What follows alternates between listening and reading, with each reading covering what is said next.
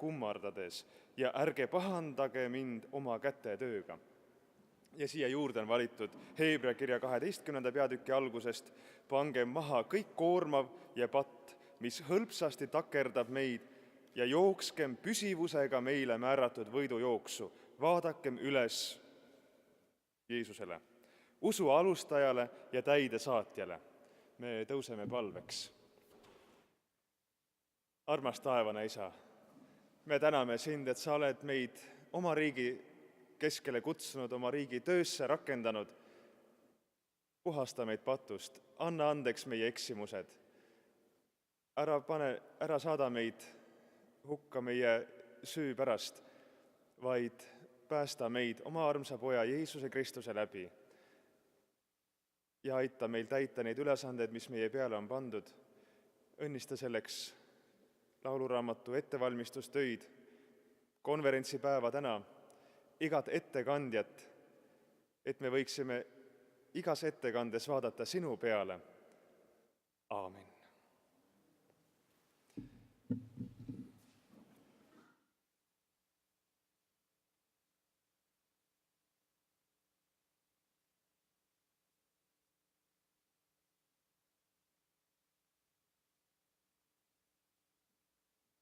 Tere hommikust, head kolleegid, sõbrad, kaaslased.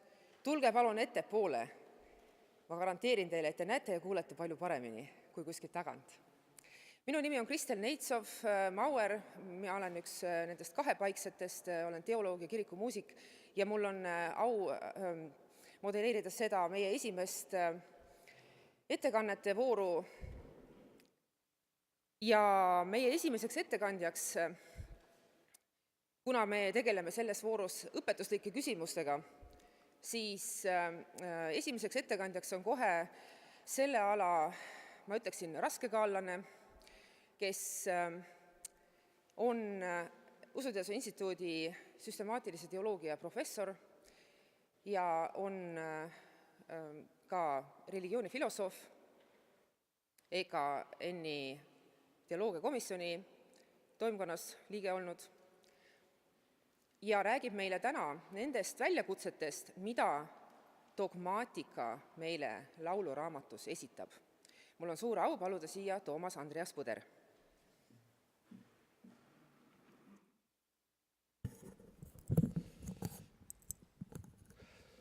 Aitäh! Tere hommikust! Austatud konverentsist osavõtjad, alustan põhimõttelisema mõtisklusega kiriku lauluraamatu olemuse üle evangeelse luterliku dogmaatika seisukohalt.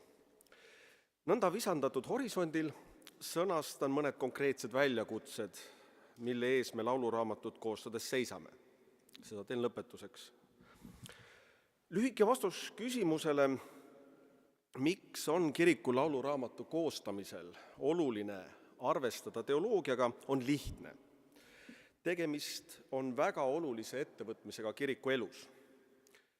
Evangeelse luterliku kiriku elu ja tegutsemise allikas on evangeelium Jeesusest Kristusest, millel rajanevana kirik end mõistab. Just see, mis on kiriku alus ja allikas, on ühtlasi peamine orientiir kiriku elutegevusele. See on ka kõige olulisem kriteerium, mille abil hinnata kiriku elu faktilist olukorda ja kõiki üksiktegevusi, nende kavandamist, elluviimist ja tagajärgi. Teisiti sõnastades, kiriku enesekorraldus kirikuna toimub kiriku õpetuse vahendusel. Üksnes siis, kui kirik juhindub evangeeliumist ning küsib, millised sammud aitavad siin ja praeguse oleviku tingimustes elada paremas vastavuses evangeeliumi tõega, üksnes siis on kirik vastutustundlik ning tõeliselt kirik. Kuidas paistab kiriku lauluraamatu roll ja ülesanne dogmaatika vaatenurgast? Kiriku lauluraamatu roll on mitmemõõtmeline. Lauluraamat täidab mitmeid ülesandeid. Ta on tähtis ja tähenduslik mitmel viisil. Kirikulaulu raamatu keskne ülesanne on seotud kiriku elu keskse sündmusega. See tähendab jumalateenistusega, mis on kristliku elu kiriklik identiteedi kese. Lauluraamatu ülesandeks on aidata kõlama jumalateenistusele kogunenud Kristuse koguduse ühislaul. Jumalateenistus on kiriku algsündmus, keskne sündmus, kus kirik usuosadusena armusõnast ja armulauast lähtuvalt üha uuesti kuju võtab, kogetavaks saab ja üles ehitub. Lauluraamatu ülioluline roll jumalateenistusel tähendab, et lauluraamat on kiriku ülesehitamise raamat. See on raamat, mis aitab meil kasvada kirikuna, aitab meid liita kokku, aitab meil võtta kuju osadusena, usuosadusena, aitab meil elada kogudusena. Lauluraamat toetab koguduse osalemist jumalateenistusele, toetab inimeste kaasamist jumalateenistuse käiku, toetab seda, et iga risti inimene saaks olla otsene kaasvastutaja kiriku elukäigu eest, kaasa arvatud jumalateenistuse toimumise ja läbiviimise eest, mitte vaid pealtvaataja või pealtkuulaja. Milles seisneb lähemalt see iga risti inimese osalus jumalateenistusel, millele lauluraamat inspireerib ja kaasa aitab. Kui püüda iseloomustada koguduse laulu, see tähendab kõigi jumalateenistusel osalejate ühist laulu, siis mis see on? Kindlasti võib ütelda, et ühine koguduse laul on jumalateenistuse rikastamine ja kaunistamine. See ei ole aga piisav kirjeldus, kuna võib jätta mulje koguduse laulust kui luksusfenomenist. Õigusega saab ütelda, et ühine koguduse laul on ühine palve, ühine pöördumine Jumala poole. Väga ilus ja tabav on ühist koguduse laulu kirjeldada ka Jumala kiitusena, igavese elu täiust esaltoloogiliselt ettehaarava kiituse ja ülistuslauluna. Kuid evangeelse luterliku arusaama kohaselt ei ole siiski ka see veel piisav.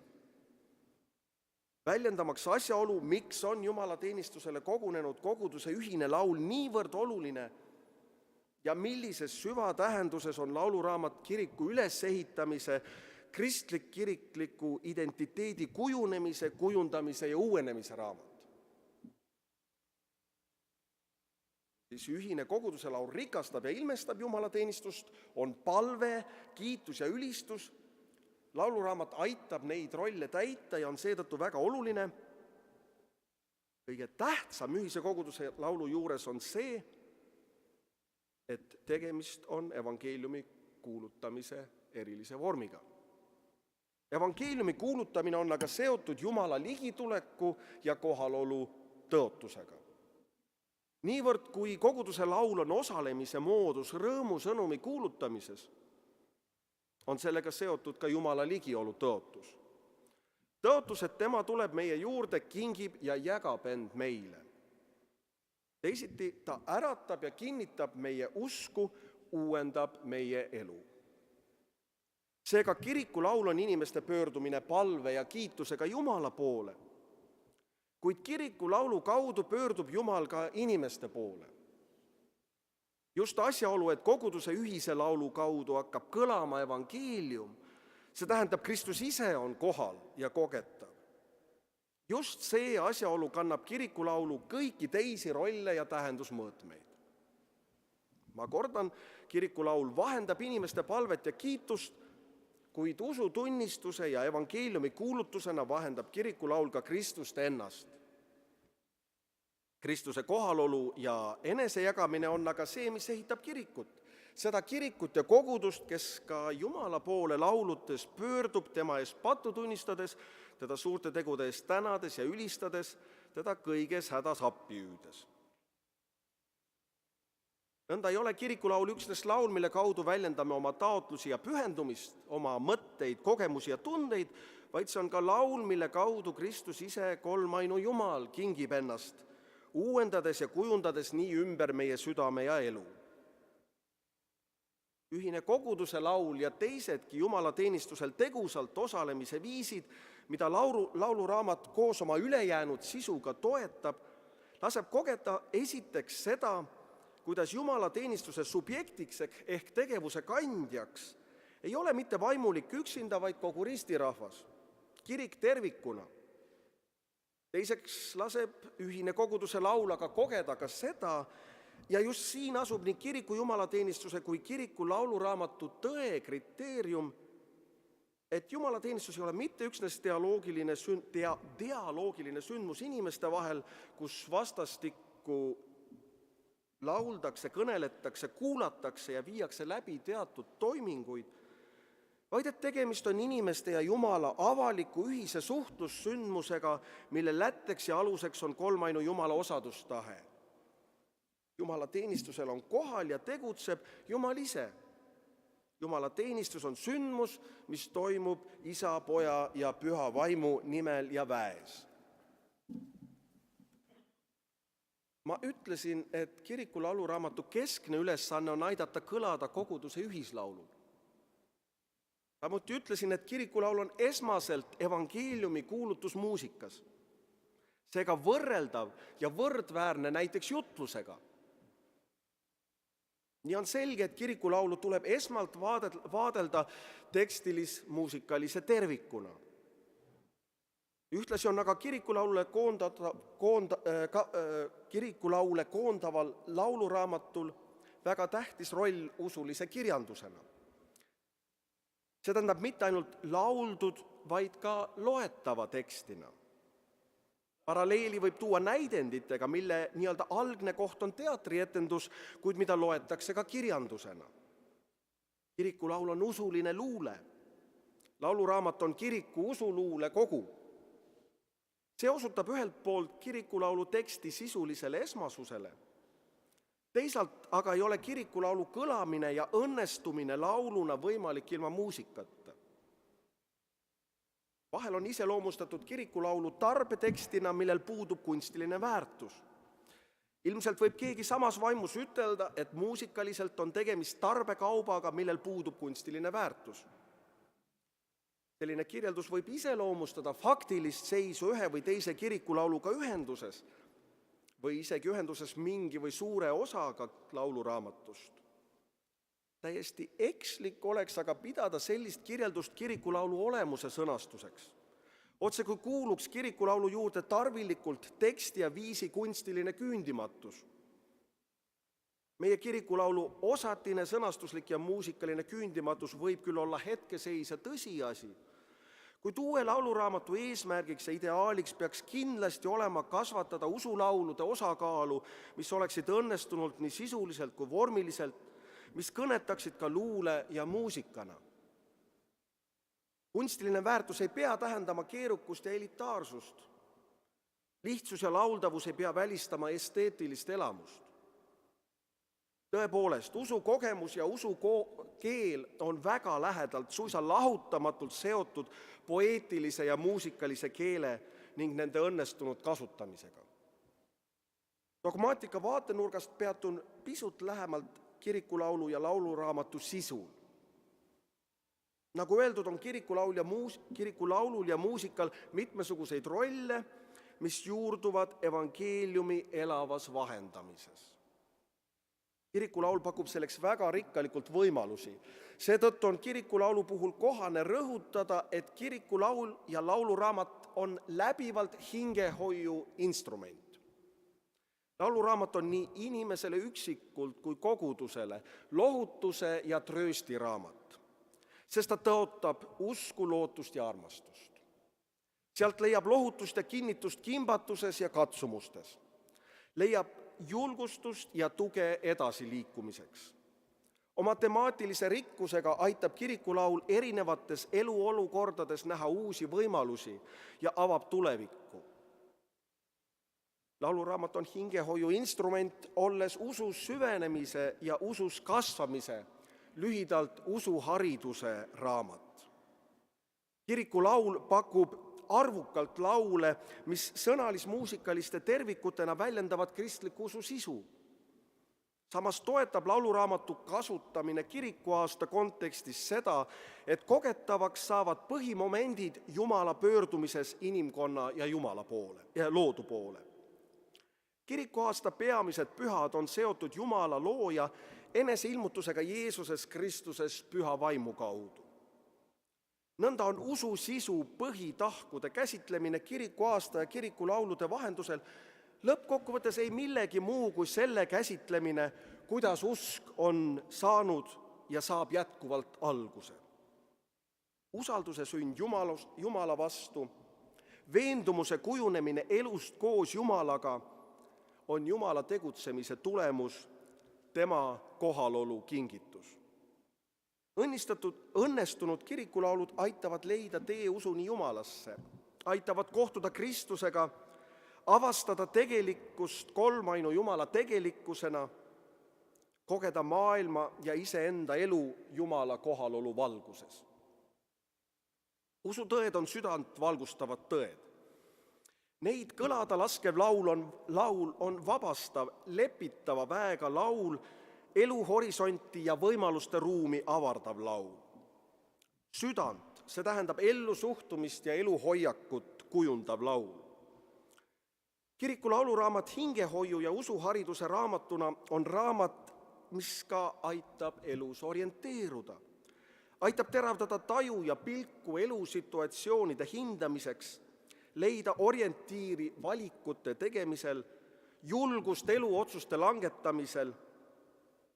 Lauluraamat ja kiriku laul aitab eluolukordades häälestuda, väljendada kurbust ja rõõmu, kartust ja julgust, ahastust ja lootust, ebakindlust ja usaldust. Kiriku laul juhatab avastama, et olevik on Jumala olevik. Et usk on midagi sellist, mis saab alguse ja kinnitust siin ja praegu. Inimene, kes ei märka, ignoreerib, põlgab või vihkab Jumalat, avastab, et Jumal on tõotus ja rõõmusõna. Lauluraamat ja kirikulaulu teemade rikkus peab sisaldama patu ja armu, loodu ja lepituse, esatoloogilise kohtu ja lootuse mõõdet. Need aitavad suhestuda elusituatsioonide ja kogemustega, kus tajume end Jumalast eemal, vastalistena, eksinutena, eluteel hälbinute ja luhtunutena. Sellega, et kirikulaulu raamat aitab kaasa ühislaulu kõlamisele ja aktiivsele osalusele jumalateenistusel, inspireerib õnnestunud lauluraamat jumalateenistusele argipäevas. Õnnestunud lauluraamat ei lase kirikul ja kristlastel unustada, et kirikut ei ole ilma missioni ja diakooniata ning et kurjuse ja patuga ei kohtu me üksnes iseenda või teiste südames ja eludes, vaid ka ühiskondliku ebaõigluse, rõhumise ja vaenamise struktuurides. Eriti oluline on evangeelse luterliku dogmaatika seisukohalt rõhutada, et kirikulaul on ja peaks olema ennekõike värsiline kirikulaul, muusikasse valatud usuluule. Jumala sõna endaga ei kohtu me kirikulaulus üksnes siis, kui laulame väljavõtteid piibli proosatekstist. Ma jätan kõrvale tõsiasja, et pühakiri ise on žanriliselt suures osas poeetiline tekst ja Taaveti lauluraamat tervikuna luuleraamat. Kordan siin vaid, muusikasse valatud usuluule, värsis või vabavärsis, on sisuliselt tervikliku sõnalis-muusikalise tekstina evangeelse kirikulaulu põhivorm ja peaks ilmtingimata selleks ka jääma. Usuluule annab hääle ja keele inimesele, kes on õnnetu ahastuses ja julguse kaotanud. Usuluule annab hääle ja keele olukorras, kus valitseb rõõm ja tänulikkus. See on luule, mis jutustab Jumala suurtest tegudest, luule, mis väljendab kogetud lepitust ja andestust, väljendab olukordi kurja ja patu kiusatuses, luule, mis tunnistab kristlikku usku kolmainu Jumalasse. Selline sisuliselt terviklik usuluule, mis iganes muusikalises keeles või stiilis see lauluna hakkab kõlama, on laul, mille kaudu me võime kohtuda ja mille kaudu võib meiega kohtuda ja kõneleda Jumal ise. Usukeel on südamekeel on aga ennekõike poeesia ja muusika. Evangeelse luterliku kiriku lauluraamat ei pea asendama piibliraamatut, vaid andma piibli sõnumile ning selle sõnumi valguses mõistetud inimelule ja maailmale poeetilis-muusikalise kuju. Eelnevas visandatud põhimõtteline arusaam kiriku lauluraamatu rollidest ja ülesandest ei ole ammendav, kuid nimetas loodetavasti põhilist. Koostatav lauluraamat peaks püüdma arvestada erinevaid lauluraamatu rolle ja ülesandeid. Pidades silmas lauluraamatu ülesannet, nimetan lõpetuseks väljakutsed, mille ees minu hinnangul seisame. Proovikivid on kokkuvõetavad märksõnaga silla ehitamine. Sildu on vaja ehitada lauluraamatu erinevate kasutuskontekstide vahel. Üks kontekst on koguduse jumalateenistus, talitused, piiblitunnid, koosviibimised ja nii edasi. Teine kontekst on kodu. Kolmas kontekst, mida mingil juhul ei tohi unustada, on kool.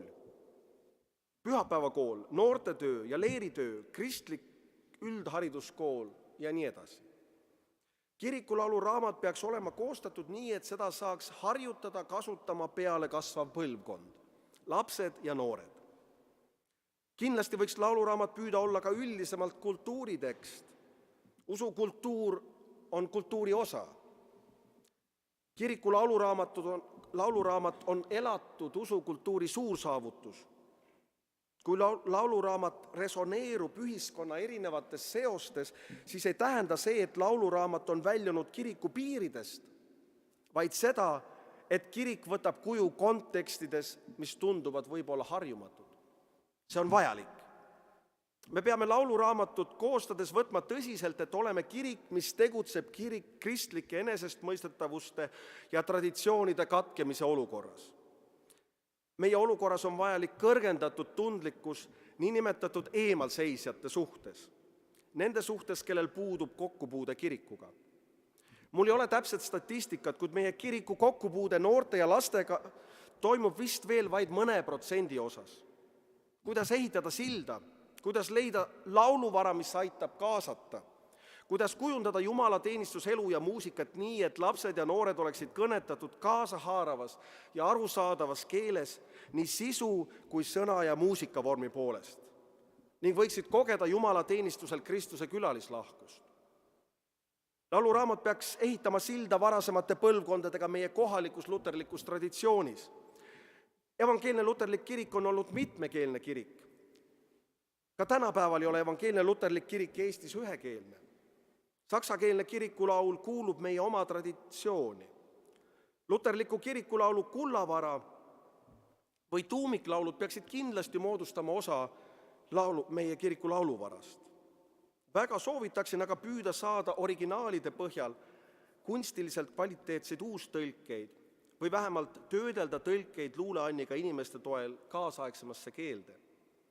Kindlasti vääriksid sisuliselt terviklikud tuumiklaulud lauluraamatus kohta täiskujul ja võiksid olla rütmiseeritud. Silda tuleks ehitada kaasaja luule ja muusikakeelega.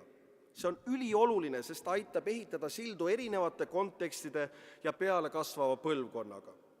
Ei ole mitte mingit dogmaatilist teoloogilist põhjust, miks ei võiks evangeelse luterliku kiriku lauluraamat olla muusikaliste stiilide ja muusikalise keelekasutuse mõttes oluliselt rikkam. Kaasaegne usuluule on teiselaadiline võrreldes näiteks reformatsiooni või barokiaja lauludega, kuid siin saabki erinevate ajastute ja põlvkondade erilaadilisi tugevusi lauluraamatus ühendada.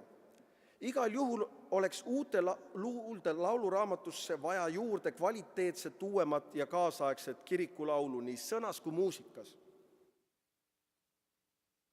Ma lõpetan kohe. Ilmtingamatu tuleks ehitada sildu ka teistesse kirikutesse. Nii seetõttu, et me ei ole kirik üksi, vaid laulame koos teistega, aga ka seetõttu, et kaasata nende kogemust ja kirikulaulu.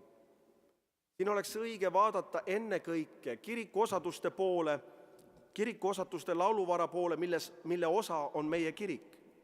Need on niisiis kirikud, mis üksteist vastastikku täielikult kirikutena tunnustavad.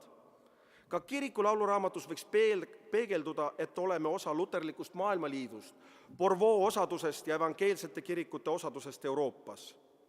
Uut lauluvara, mis rikastaks kavandatavat lauluraamatut nii sisult, stiililt kui žanrilt, võiks tulla just nende kirikute kontekstist.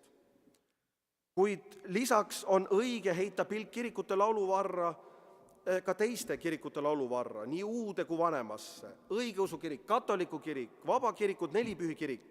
Kirikulaulu kõlapildi rikastamiseks on palju võimalusi, loodan, et neid õnnestub kasutada ning et suudame juurde luua ja tõlkida õnnestunud usuluulet. Tänan tähelepanu eest.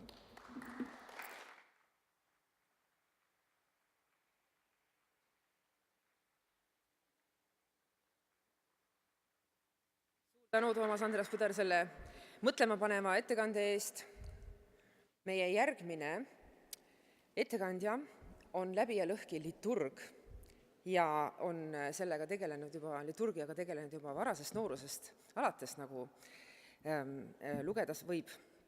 Ta on täna Tallinna piiskopliku toomkoguduse abiõpetaja ja ka Eesti Evangeelse Luterliku Kiriku Jumalateenistuse elu ja kirikumuusika komisjoni liige.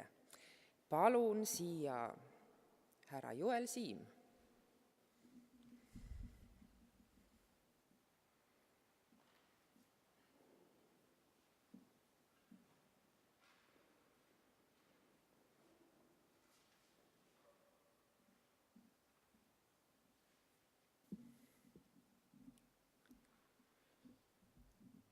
Head ametivennad ja õed, austatud piiskop, lugupeetud kirikumuusikud ja kallid külalised.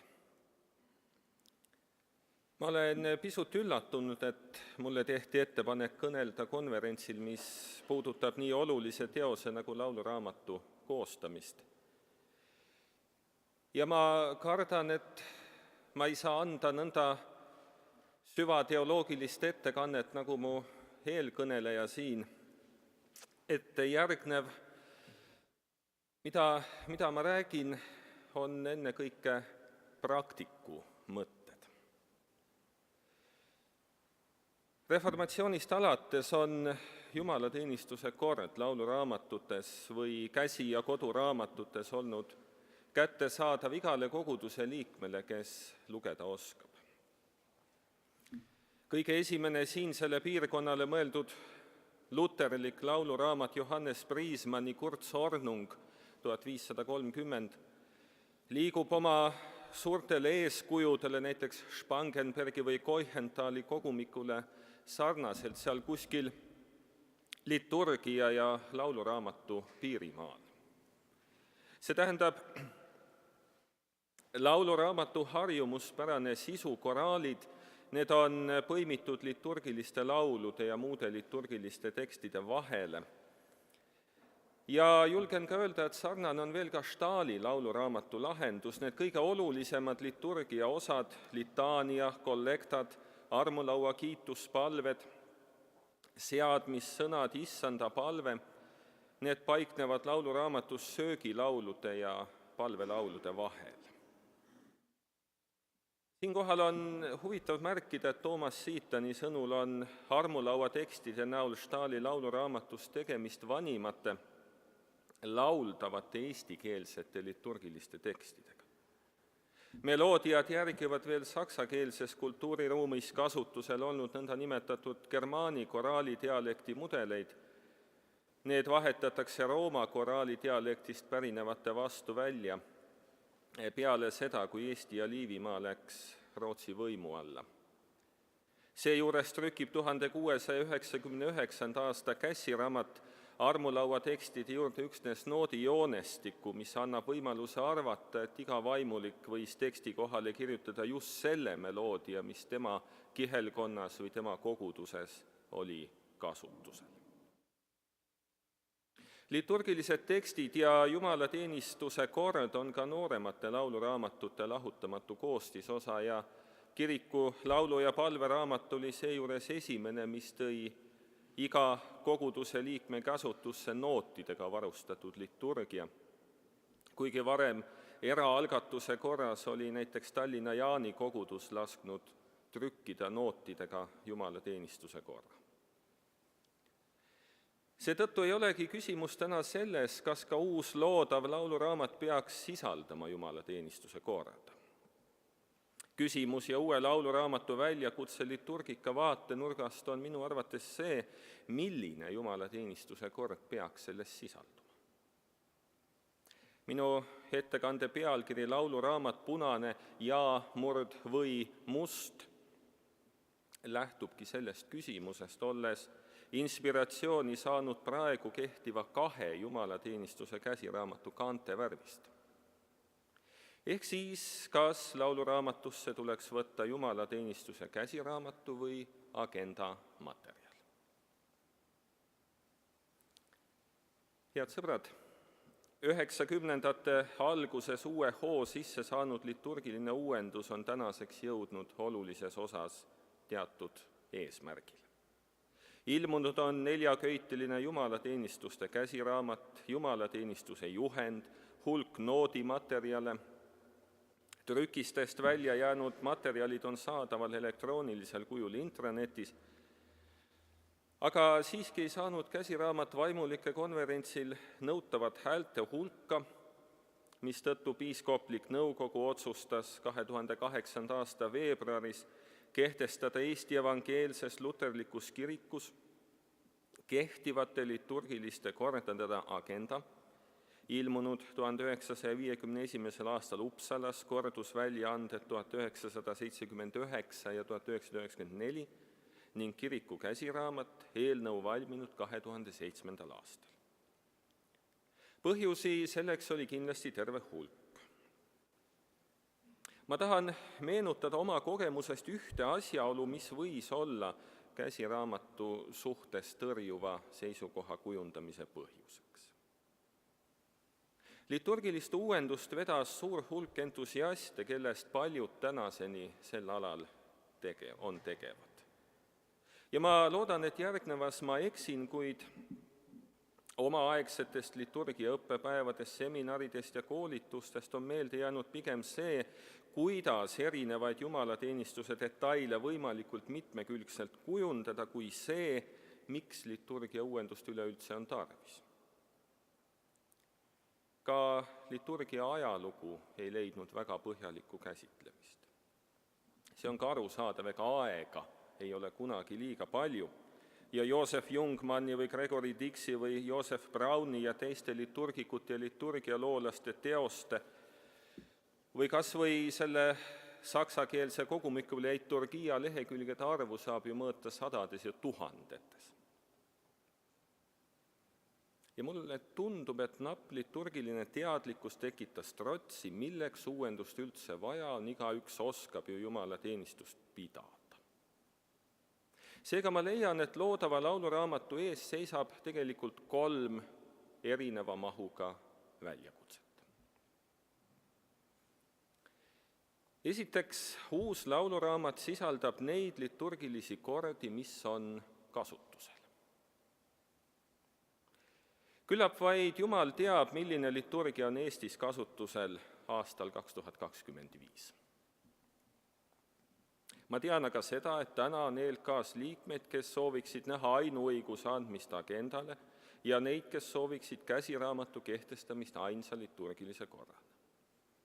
Täna on tegelikkus aga see, et piiskoplik nõukogu kehtestas mõlemad käsiraamatud võrdsete võimalustega, legitimiseerides seejuures ka keiserliku agenda, mida harjumusest oldi ka vabariigi ajal edasi kasutanud. Kuna aega ei ole võimalik tagasi pöörata, on oluline aktsepteerida tegelikkust.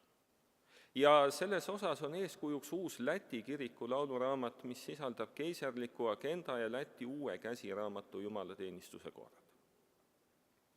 Küsimus ei ole nõnda siis mitte kas punane või must, vaid punane ja must. ELK vajab täna ja edaspidi vaimulikke, kes on võrdselt võimelised teenima mõlema korra järgi. Ja siit lähtub uue lauluraamatu järgmine väljakutse.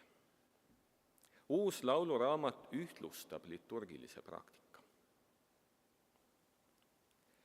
Ma olen ennekõike praktik. See tähendab, kogudust teenides puutun ma kokku vajadusega leida aeg-ajalt asendajad mõnele jumalateenistusele või käin ise siin-seal mõnikord asendamas. See toob endaga kaasa pikki jutuajamisi ja kirjavahetust teemal, kuidas mingis konkreetses koguduses jumalateenistusi peetakse ja kuidas erinevate käsiraamatute materjale omavahel kombineeritakse. Täna ei piisa enam lakoonilisest väljendist, meil on kasutusele agendakord või meie teenime käsiraamatu järgi. Vajalik on täpsustada suuremaid, väiksemaid detaile, kas või seda, mitu lektsiooni loetakse või mis viisil lauldakse õnnistamissõnu. Ka koguduse liikmed on mõnevõrra segaduses. Erinevates kogudustes peetakse jumalateenistust erinevalt ja rida aastaid tagasi, kui ka Eesti kiriku veergudel oli taaskord päevakorral uue ja vana korra suhe, siis märkis piiskop Tiit Salumäe, et tema koguduse liikmed tulid samuti küsima, et mis uuest korrast siin jälle juttu on. Ja suur oli nende üllatus, et uueks korraks kutsuti seda, mis Haapsalus oli juba üle 20 aasta kasutusel olnud. Seetõttu ma pean ebaõnnestunuks, küll aga tabavalt suupäraseks mõisteid vana kord ja uus kord.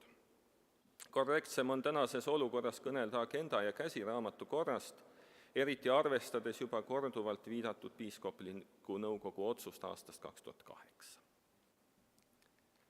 Uue lauluraamatu ees seisab seega kaalukas väljakutse ühtlustada liturgiline praktika. See ei tähenda taaskord püüdlust saavutada liturgiline uniformsus ühe või teise käsiraamatu kõrvale jätmise teel. Ka Luter kirjutab saksa missas, et ma ei soovi, et need, kellel juba on omad head korrad või kes Jumala armust oskavad paremini teha, et nad neist loobuksid ning meie Wittenbergi korra omaks võtaksid. Sest ma ei arva, et kogu Saksamaa peaks meie korda ühtmoodi vastu võtma. Ei ole ju ka siiani kunagi olnud nii, et piiskopkonnad, kloostrid ja kogudused oleksid kõikides asjades olnud ühesugused. Luteri ideaaliks oleks olukord, kui igas valitsuses peetaks jumalateenistust ühtmoodi ja ümbritsevad linnakesed ning külad linnaga ühtemoodi jumalat teeniksid. Kuid kristliku vabaduse otsustada jääb see, kas naaberpiirkondades järgitakse sama korda või midagi muud. Selle liturgilise segaduse põhjus ei ole mitte selles, et kasutusel on 2 erinevat käsiraamatut, vaid selles, et kogudustes kombineeritakse 2 käsiraamatu elemente sageli täiesti meelevaldselt. Oluline on see, et kogudustes järgitaks kindlalt ühte või teist käsiraamatut. Ma leian, et eeskuju võiks selles võtta katoliku kirikust, kus 2007. aastal andis toonane paavst Benedictus välja apostelliku kirja, mis on tuntud algussõnadega Summorum Pontificum, millega anti kõigile preestritele luba lisaks Vatikani teise kirikukogu reformide tulemusena sündinud missaraamatule pidada missad ka nõnda nimetatud Trento missaraamatu alusel. Ja ma olen pisut jälginud nimetatud dokumendile järgnenud arenguid ja märganud ühte. Liturgia asjatundjad rõhutavad kohustust järgida täpselt ühte või teist raamatut ja neid mitte omavahel segada. See võiks olla ka Eesti Evangeelse Luterliku Kiriku liturgilise praktika põhimõte. Iseküsimus on siin muidugi see, kas järgida agenda juhiseid täht-tähelt, sest see kord, mis on meie lauluraamatus praegu trükitud, see ei ole sugugi täpselt see kord, mis on agendasse trükitud. Et kas siis minna päris juurde tagasi aastasse 1951 trükitud korra juurde või kasutada siis lauluraamatus olevat modifitseeritud korda. Ja 3. väljakutse on see, et uus lauluraamat ühtlustab liturgia muusika.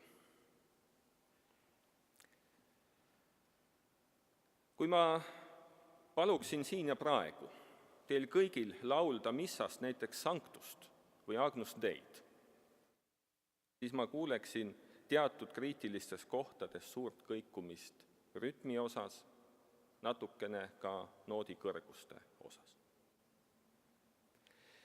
Kiriku laulu- ja palveraamatus ning liturgia orelil saatmiseks mõeldud punases raamatus on silmatorkavad erinevused. Ja kas harjumusest või põhimõtte pärast laulab osa vaimulikke liturgiat teise rütmiga. Ilmselt sellise rütmiga, kui kellegi koguduses on kombeks ja ka seda sel juhul, kui anda kätte nootidega varustatud laululehed. See on minu kui rohkem kui ühe vaimulike konverentsi jumalateenistuse ette valmistanud isiku kogemus. Ja uus lauluraamat omandab loodetavasti piisava autoriteedi suunamaks koguduste laulmisharjumusi. Otse loomulikult mõistan ma nende koguduste olukorda, kus on ametis orelimängijad, kes on orelimängu hädapäraselt omal käel ära õppinud. Seal tuleb olla tänulik, et jumalateenistusel üldse orelimuusika kõlab, aga seal, kus on ametis koolitatud organistid, ei tohiks olla mõeldamatu ühtlustada liturgia muusika vastava raamatu alusel. Võib-olla tundub see kõik praegu liigse detailide kallal norimisena, kuid isiklikult olen kogenud seda, et väga väsitav on püüda meeles pidada, millist noodiraamatut mis koguduses kasutatakse. Nii-öelda oma praostkonnas on see veel kuidagi võimalik, aga terves Eesti evangeelses luterlikus kirikus. Head kuulajad, ma olen ennekõike praktik ja tänase ettekande väljakutsed sõnastasin samuti enne kui praktiku kogemusi reflekteerides. Uus sündiv lauluraamat arvestab ilmumise ajahetke liturgilise tegelikkusega, ühtlustab praktika, ühtlustab muusika. Sellele väljakutsete komplektile ei suuda raamat üksinda kindlasti vastata.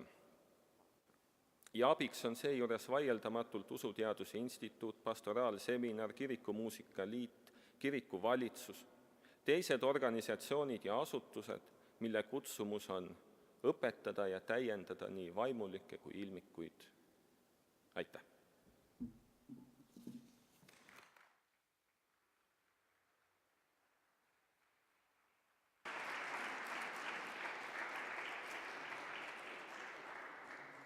Suur tänu Joel Siim selle praktilise mõttearenduse eest. Järgmine ettekandja räägib nüüd pisut ajaloolisest küljest, kuid kahtlemata on see ajalooline külg seotud väga oluliselt meie tulevase lauluraamatu arenguga. Ettekandja on Nõo koguduse õpetaja, tegelenud pikalt liturgia uurimisega. Tema doktoritöö käsitles Nikaia Konstantinoopoli usutunnistuse liigendamist. Teadlane nii muusikas kui teoloogias ja tema räägib meile täna luterlikest tuumiklauludest, mille alusel on neid lauluraamatusse valitud ja mille alusel neid peaks valima edaspidi tulevikus meie lauluraamatusse. Saame siis ehk teada, kas on midagi muutunud selles retseptsioonis. Ma palun siia doktor Mart Jaanson. Aitäh!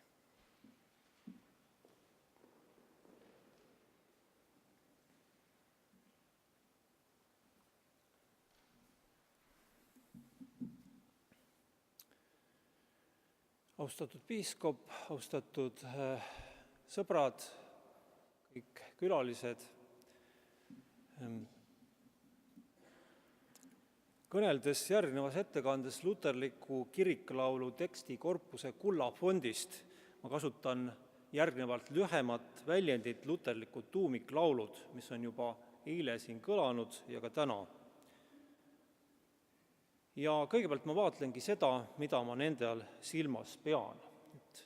Võib siis edasi keerata järgmise slaidi.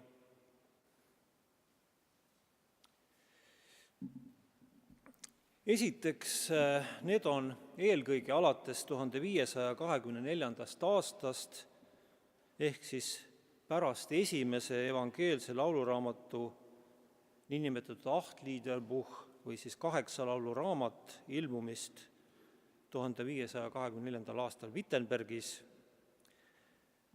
Pärast alates sellest raamatust ilmunud evangeelsetes lauluraamatutes ilmunud laulude tekstid, ma rõhutan just tekstid, mitte nende viisid.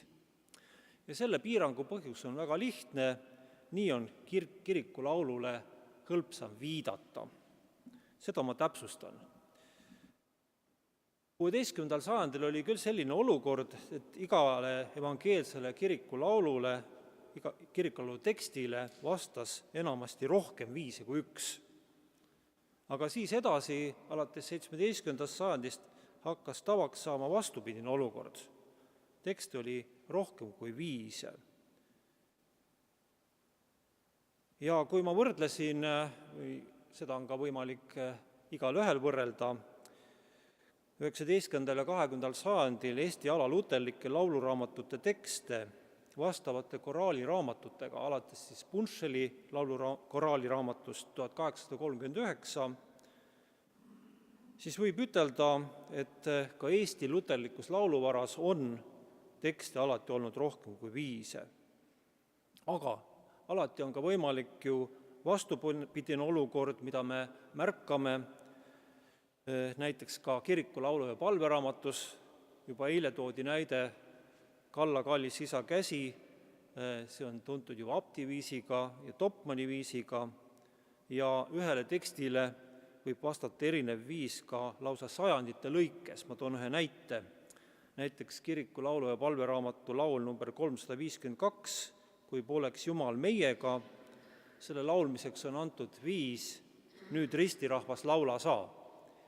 Sama teksti uue lauluraamatu ehk siis 1899. aasta lauluraamatu number 350, selle alusel, seda tuleb laulda hoopis viisil, mis on täitsa oma viis ja tuleb vaadata Punšelist järgi, milline see on. Aga nüüd pietistliku lauluraamatu 1721-41 ja ka 1869. aasta lauluraamatute järgi lauldatakse seda teksti aga viisil Oh Jumal, vaata heldesti. Muidugi on paljude laulutekstidega seotud ka kindlad viisid, mis on oma nime saanud nende tekstide esimeste sõnade järgi, näiteks Vom Himmel hoch, da komm ich her, ma tulen taevast ülevalt, Ein feste Burg ist unser Gott, üks kindel linn ja varjupaik, või siis Nun danket alle Gott, oh võtkem Jumalat. Aga siiski annab luterlikule kirikulaulule identiteedi tema tekst kui teoloogiliselt pädev vaimulik luule ja alles teises järjekorras tema viis. Edasi piiritleksin luterlikke tuumiklaule nende kujunemise seisukohalt ja teeksin seda kahest küljest. Esimene oleks siis objektiivsest küljest vaadatuna nii-öelda. Luterlikud tuumiklaulud on need kirikulaulud, mis on loodud Saksamaal reformatsiooni ajastul 1517–1560 ja niinimetatud konfessionalismi ajastul 1560–1750. Need perioodiseeringud pärinevad saksa hümnoloogilisest traditsioonist. Näiteks üks tähtsamaid saksa kirikulaulu uurijaid Friedrich Blume paigutab 1560. aastal algava konfessionalismi ajastu alla 3 perioodi. Kõigepealt vastureformatsiooni ajastu, siis ortodoksia ja müstika ajastu ja pietismi ja valgustusajastu kolmandaks siis. Ja konfessionalismi ajastu lõpeb tema käsitluses Johann Sebastian Bachi surmaga 1750. Ja tõesti, hümnoloogilises mõttes on sellest jaotusest päris hea lähtuda, sest pärast Bachi surma algab uurijate arvates tavaliselt tagasilangusajastu, mil palju uusi kirikulaule enam ei sünnigi. Siiski ei saa jätta märkimata, et meie tuntumad jõululaulud küll on pärast seda sündinud, nagu näiteks Püha öö, või siis mis on tegelikult võetud üle katoliku traditsioonist, roomakatoliku traditsioonist. Ja muidugi nende luterlike tuumiklaulude hulgas on erilise kaaluga need laulud, mis ilmusid aastail 1524–1545, Martin Luteri välja antud või temaga otseselt seotud evangeelsetes lauluraamatutes. Peegeldavad ju need laulud kõige vahetumalt reformatsiooni teoloogiat, olles tihti meie usuisa Martin Luteri poolt lausa loodud või siis vähemalt autoriseeritud.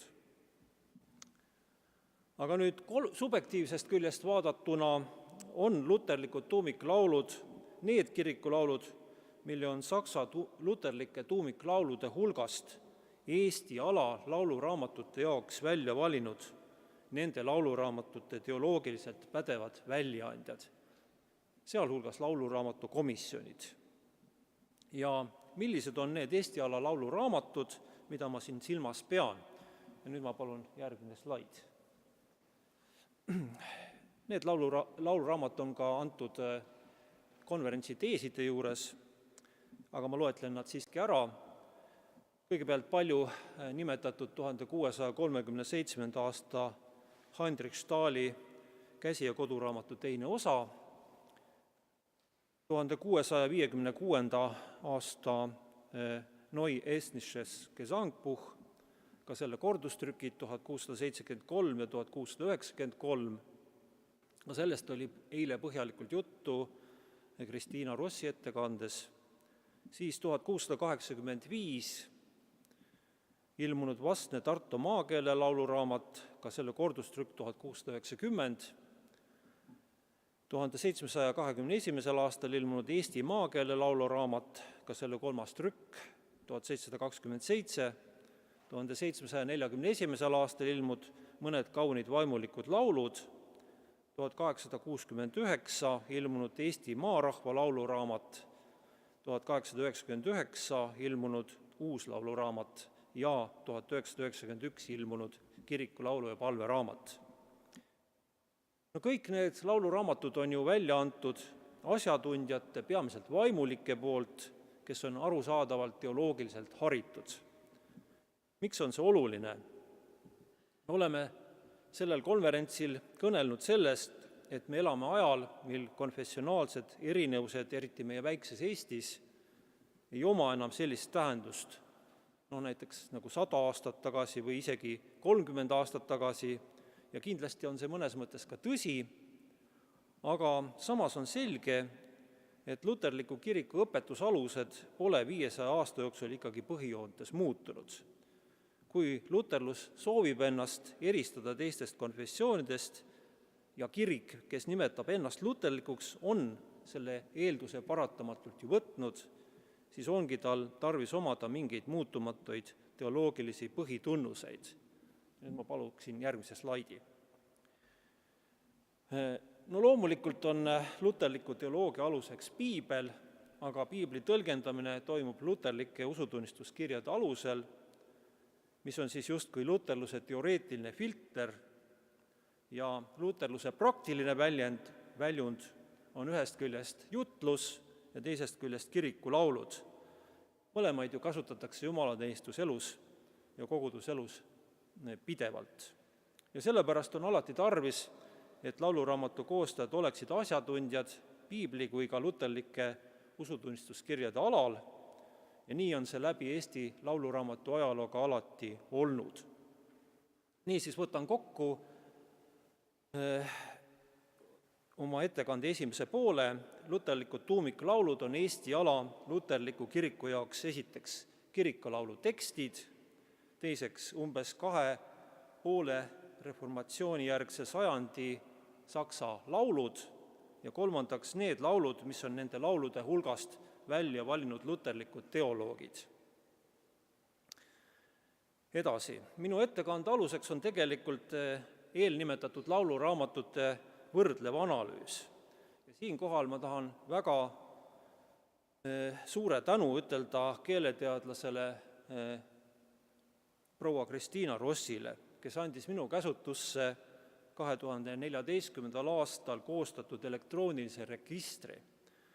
Ja selles registris olid esitatud kõik eelnimetatud lauluraamatutes alates 1637. kuni 1727. aastani ilmunud laulude saksakeelsed pealkirjad. Selle taga on väga suur töö.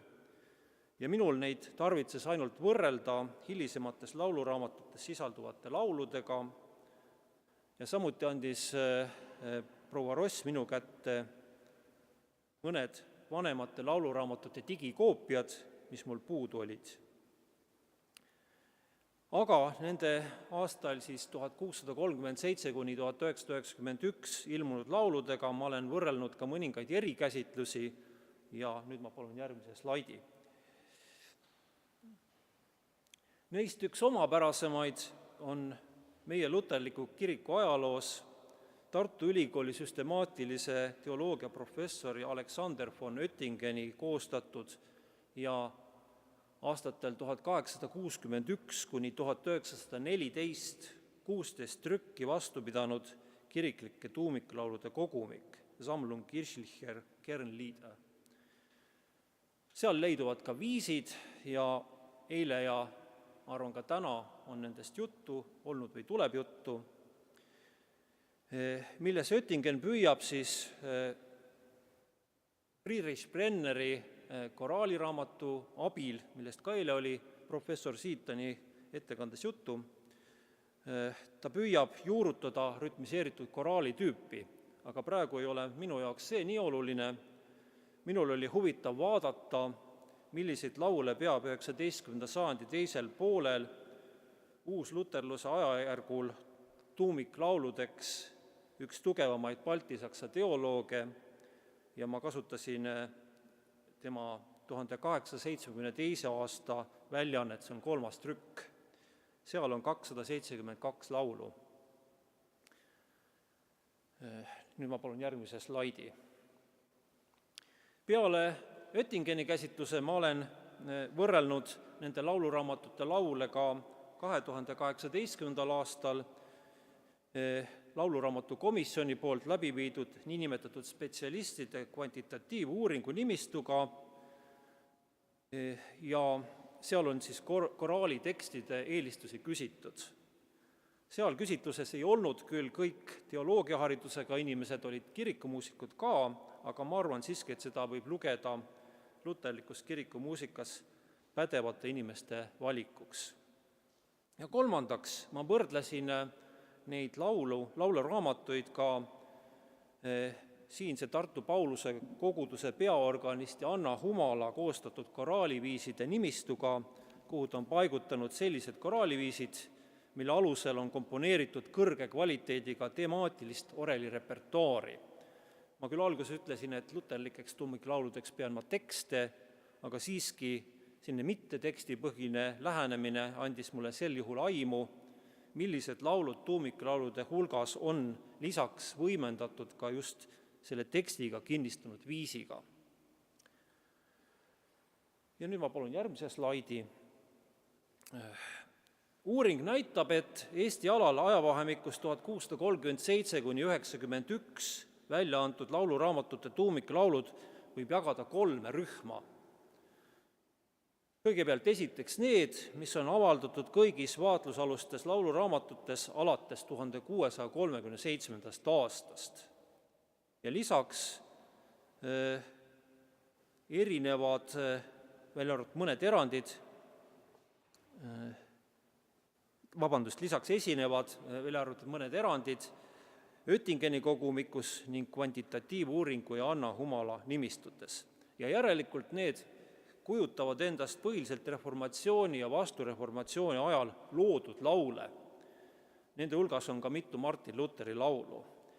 Ja järgneva 2 slaidi peal, nad võib siis natukese mõneks sekundiks panna ette, siis on näha, ma tegin nendest väikese 27 laululise nimistu, võib-olla ka mõned laulud saaks juurde lisada, see sõltub sellest, milliseid mööndusi siis siia juurde veel võtta, et mõnes lauluraamatus need näiteks ilmunud ei ole, aga nagu te näete, et siin on siis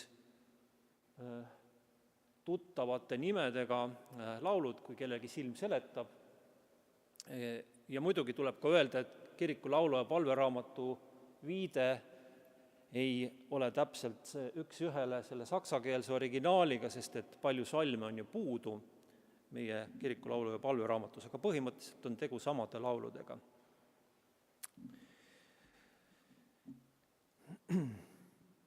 Ja eeltoodud metoodika abil joonistuvad evangeelse kiriku lauluvarast välja 318 luterlikku tuumiklaulu. Nüüd võib-olla kergitavad kulme minu kolleegid lauluraamatu komisjonist, sellepärast et ma olen esitanud komisjoni esialgse tulemuse uuringust, mille tuumiklaule on 174, aga ma siiski märkasin, et ma tegin ühe metoodilise vea ja laiendasin laulude hulka 318-ni. Ja kui nüüd lõpetuseks küsida, kui palju nendest tuumiklauludest tuleks paigutada koostatavasse lauluraamatusse, siis ma võiksin vastata järgmise arutluskäiguga ja palun viimane slaid siis. Kirikulaulu ja palveraamatus sisaldub eelnevas välja toodud 318 tuumiklaulust 152 laulu. Me arvestame, et kirikulaulu ja palveraamatu 484 laulu hulgas on 466 erinevat laulu teksti, siis näitab lihtne arvutus, et 32,6% kirikulaulu ja palveraamatu lauludest on minu käsitluse järgi luterlikud tuumiklaulud. Aga kui kirikulaulu ja palveraamatus on luterlikke tuumiklaule kolmandik laulude mahust, siis võib ka küsida, kas ja kui, siis millega on põhjendatud see, et koostatavas lauluraamatus oleks oluliselt vähem tuumiklaule. See on minu meelest keeruline, teoloogiline ja siis selline ka mõnes mõttes kirikupoliitiline küsimus. Aga kui selle küsimuse üle rahulikult järele mõelda ja leidagi, et tuumiklaule on tarvis sama palju, siis võiks lahendada asja järgneva loogika kohaselt. Kui koostatavas lauluraamatus on näiteks 1000 laulu, siis mahuksid koostatavasse lauluraamatusse ära kõik 318 tuumiklaulu, mida mina oma uuringu tulemusena olen välja eraldanud. Tänan tähelepanu eest.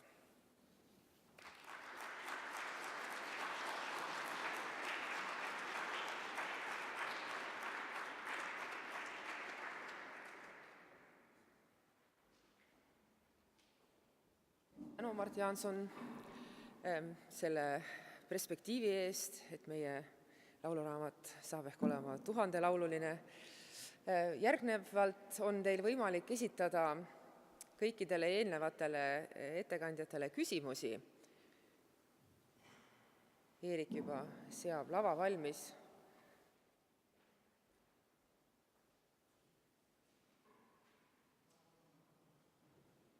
Ja ma tulen siis mikrofoniga teie juurde, saan ma aru nagu.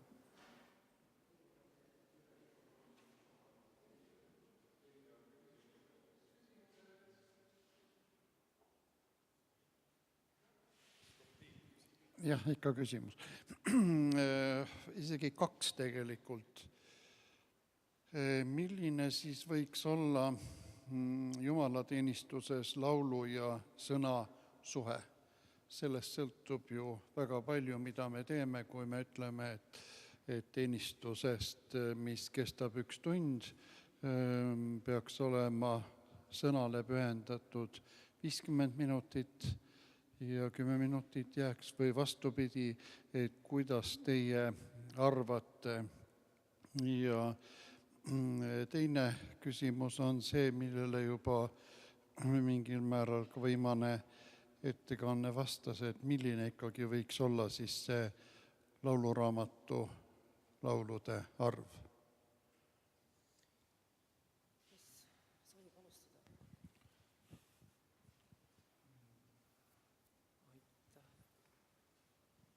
Kui ma õieti aru saan, siis esimene küsimus oli selle kohta, et kui laulus on palju salme, siis kas mahub kõiki laule jumalateenistus üldse laulma? Kas ma sain õieti aru? Terve kompleksina, et teenistus on ju ikkagi tarvis planeerida ja kui mõelda nendele mahtudele, mis see võiks olla sinu arvates, teie kõigi arvates?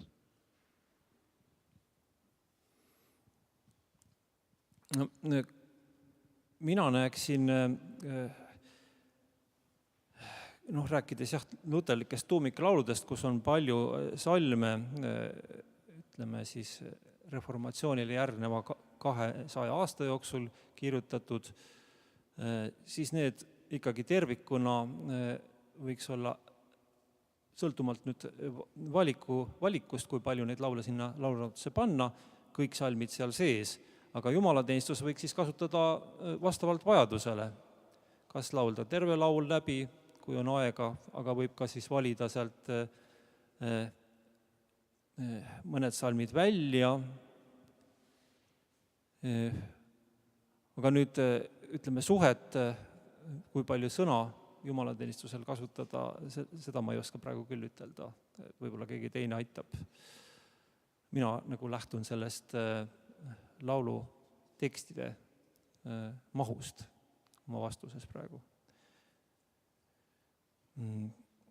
Ja mul on juba teine küsimus meelest ära läinud. Kui palju laule lauluraamatus? Tegelikult viimases lauluraamatu komisjoni koosolekus oli sellest ka juttu. Seal pakuti üks selline orienteeruv arv välja, et see 1000, mida ma mainisin,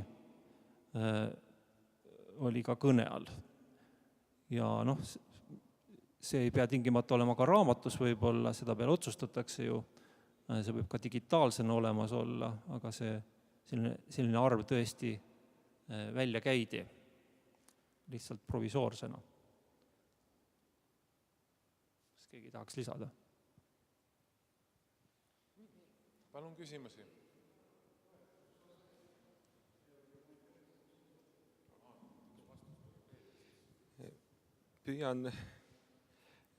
Püüan siis vastata, et 25 salmi.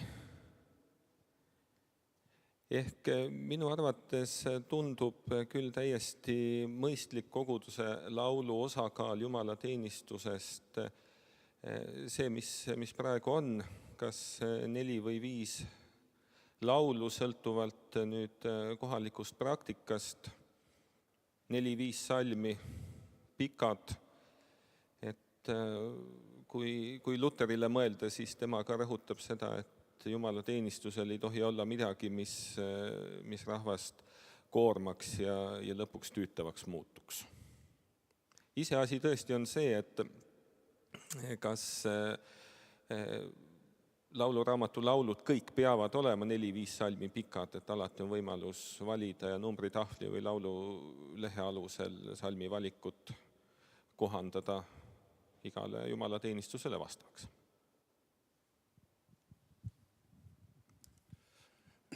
Ma kiiresti vastan ka veel, vabandust. Et see kirikulaul iseenesest on ka ju sõna, nii et selles mõttes ta on minu hinnangul isegi esimeses joones nagu osalemine siis selles kuulutuses või jutluses, sõna kõlamises, evangeeliumi kuulutamises. Aga kui minna nii konkreetseks ja praktiliseks nagu sina, et siis mina ütleksin küll, et hästi oluline oleks just nende põhiliste tuumiklaulude osas ka, et nad oleksid igal juhul lauluraamatus tervikuna. Ja ma kujutan ette, et võib-olla ühe võib aeg-ajalt pühapäeval ka terves kujus ka laulda jumalateenistusel, aga ilmselt siis on nagu vajalik teha valikuid. Mis puudutab lauluraamatu mahtu tervikuna, siis iseenesest kõige mahukamad lauluraamatud, mis on olnud pietismi ajal, hilisemas pietismis, on 1500 laulu. Küsimus on natukene, ma kardan, et mis selle point on, kui kõik nagu kokku koguda, et võib panna ka 5000 laulu ilmselt sisse. Et ilmselt see on üks komisjoni selline keeruline koht, et see selekteerimine ikkagi on vajalik, mis on nagu otstarbekas koondada, aga samas tõesti kõik ei pea kasutama jumalateenistuse kontekstis, just ka see usuluule moment, lugemisraamat, et siin võib-olla see 1000 võib-olla on siis üks võimalus.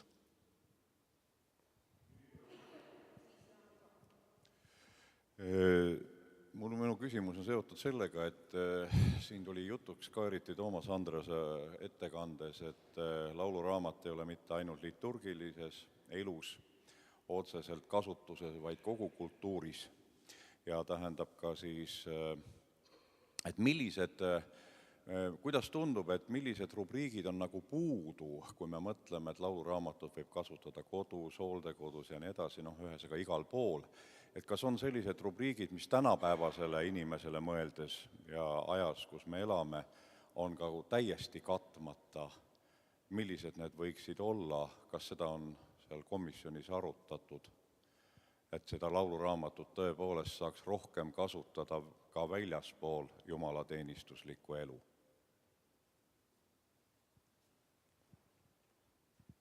Kellele see küsimus oleks suunatud?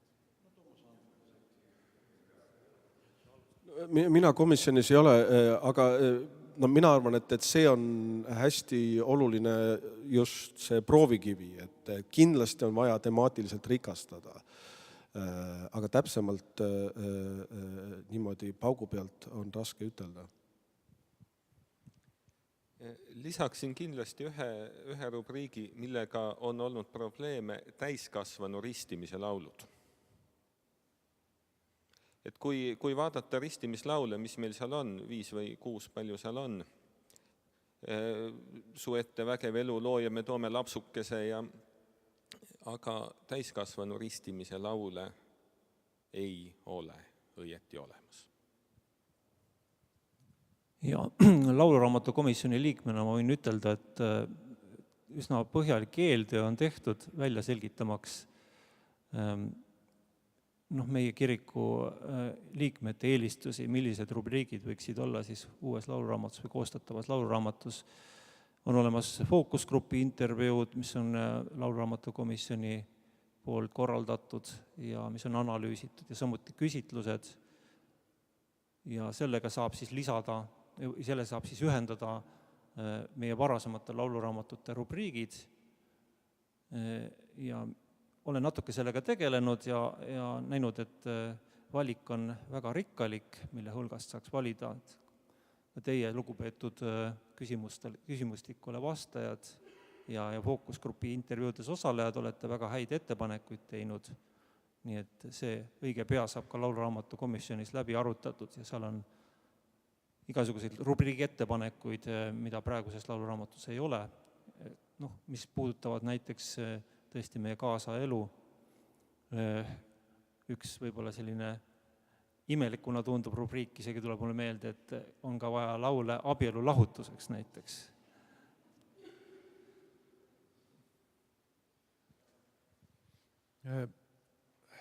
Tervist, jah, et Joel tõi selle esile juba, et lauluraamatu koostamine on paratamatult ka liturgia uuesti ülevaatamine. Me teame ju tegelikult, et nii selles mustas liturgia raamatus kui ka punases liturgia raamatus mõlemas on mitu varianti jumalateenistuse liturgiast, mis on olnud kasutusel. Võib-olla siin, et kuivõrd palju tegelikult see lauluraamatu komisjoni töö on pühendanud sellele tähelepanu, et tuleb selle liturgiaga tegeleda ja võib-olla siis korrates tegelikult piiskopi küsimust selle sama laulu osakaalu osas jumalateenistuses, et kui me teame, et meil on kirikud täis jõululaupäeval, kui liturgia näeb ette sisuliselt ainult laulmist ja siis mõned tekstid sinna vahele, et äkitselt see on nagu siis see, mis rahva kirikusse toob, et me peaksimegi rohkem laulma selliseid ühislaule, et kõik saaksid osaleda, sest liturgias saavad osaleda ainult pühendunud inimesed, aga laululeht on kõigil ju ees või need laulud, mida me teame. Et kui palju olete nagu selle liturgia läbivaatamisele üldse tähelepanu pannud või mismoodi sellega, kes sellega peaks tegelema?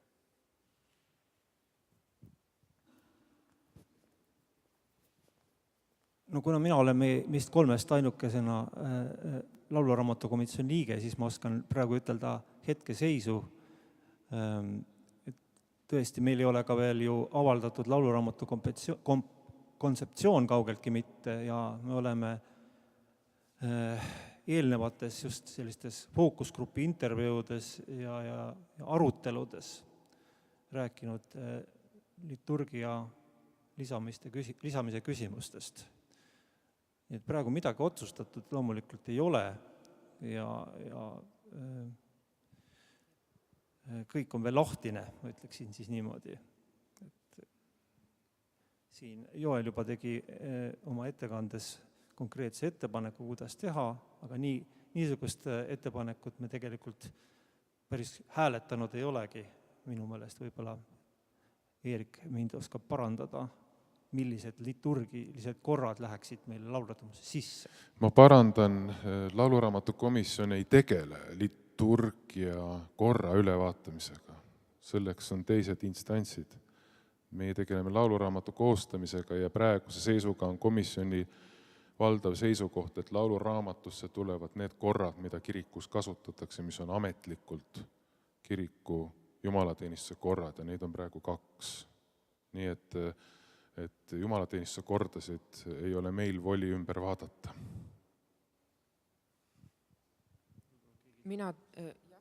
Ma tahan tegelikult sama teema kohta, selle liturgia kohta esitada küsimuse, sest ma natuke vaatan seda väljastpoolt ja mulle tundub, et liturgia, kui sa ütlesid, et seda tuleks ühtlustada lauluraamatus, et jätame selle küsimuse välja, kas arutatakse praegu seda või mitte, et kui seda teha, siis minule tundub see nagu mammut ülesanne, sest et ka see punane raamat ei ole ju sugugi ühtne ja must raamat on ju midagi hoopis teistsugust, et kuidas ikkagi need täiesti erisugused liturgiad, kuidas on need võimalik ühtlustada ja kuidas oleks reaalselt võimalik seda uude lauluraamatusse sisse viia?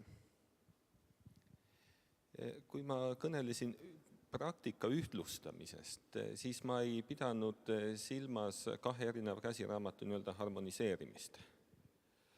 Tähendab kooskõlla viimist, vaid et praegune Eesti olukord on see, et paljudes kogudustes, kus on nimeliselt kasutusel agenda, on sinna juurde võetud elemente käsiraamatust. Ja kui tuleb inimene kirikusse, ta võtab lauluraamatu lahti, talle öeldakse jumalateenistuse kord on seal lõpus. Ta teeb selle lahti ja ühel hetkel ta enam ei saa aru, kus ta on, sest see, mida ta kas kuuleb orelist altarist, see on hoopis mingi muu asi, mida tal ei ole seal kirjas. Ja kui ma rääkisin ühtlustamisest, siis ongi see, et kui koguduses on kasutuses agenda, siis seal on ainult agenda. Ja kui on käsiraamat, on ainult käsiraamat. Et ei teki selliseid sünteese. Ja seal on erinevad need jumalateenistuse korrad, ütleme lauluraamatusse tõenäoliselt mahu poolest ainult kas siis missakord ja sõna jumalateenistuse kord võib olla. Ja kui vaadata näiteks Soome lauluraamatut, siis nemad on suutnud sinna ära mahutada veel terve hulga erinevaid kordi. Ütleme nii, et käsiraamatu missakorras on terve hulk variante üksikosade kujundamiseks ja need on võimalik sinna kas sulgude või märkustega või see või teine ikkagi ära mahutada. Ise küsimus on muidugi, milline liturgia muusika peaks lauluraamatusse jõudma, et meil ju käsiraamatuga kokku on neid praegu 3, kõige enam leiab kasutamist number 1 ehk see, millega vist terve Eestimaa on harjunud. Ma ei teagi, millal viimati Gustavsoni või Siimerit kuskil lauldud on.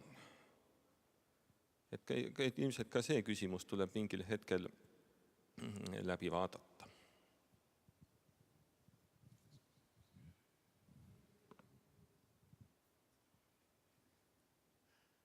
Küsige veel. Mõni minut on vaja.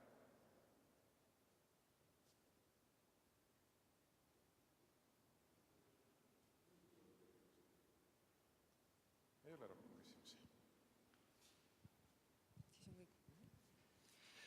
Siis on kõik, ütles Eerik. Suur tänu ettekandjatele, väga huvitav oli. Suur tänu, kes kaasa mõtlesid. Aitäh! Ja nüüd tuleb väikene seljasirjutuspaus, ütles ütles kava mulle. Virgestuspaus. 10 minutit.